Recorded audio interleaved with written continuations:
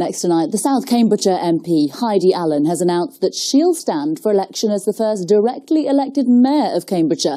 The job's been created by local councils voting for a devolution deal from the government.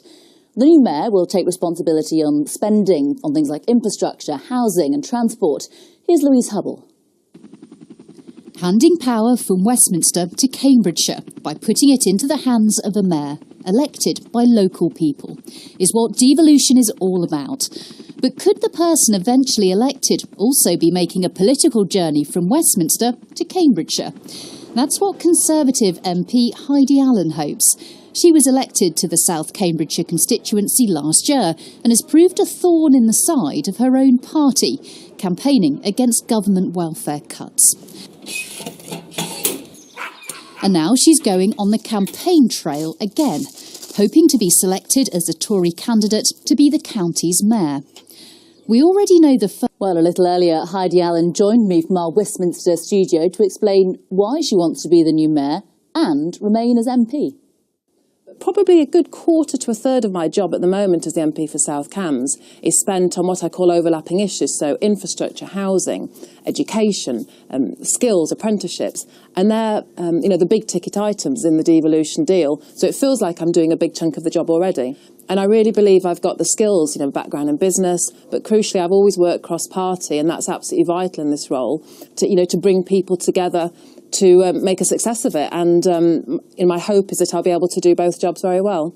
Like you say, it is a big job and quite a big budget. So why do you think it's achievable part-time, really? Well, this is what I've given a lot of thought to, and I wouldn't do it if I didn't think I could. It's a chair role. It's about bringing the skills of our council leaders and our council officers together and coordinating that. I don't believe it will be in the minutiae such as it is with individual constituents, and that's what I would do in my MP role, and my team are very, very skilled at helping me do that. Isn't there a risk that you really favour your existing constituency? So people living in Peterborough might think, well, the majority of the budget and the interest in this is going to go in South Cambs, in your patch. And I have thought that people may worry about that. But I think, we heard it in the autumn statement, there is a lot of money already in train for infrastructure in South Cambs. The A14 has started, the 428 is coming soon. We're hopefully going to have a station privately funded at Addenbrooks. So a lot of the big asks for South Cambridge are already en route. So now it's time to look at the infrastructure that the rest of the county needs. So what would be your big go-to policies then on housing, on transport?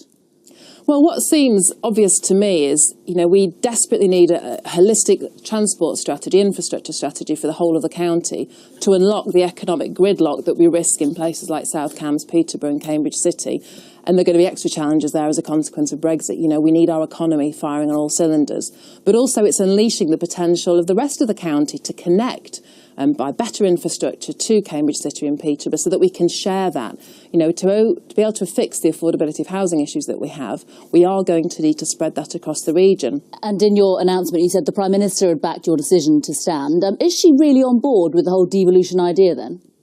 She is, very, very interested in local communities having a local say and, local taxation being used for local infrastructure growth and housing, etc. And that's the deal that we've got. And, the ability to deliver our own welfare and our job centre and disability employment reform. That's some of the areas that really, really excite me.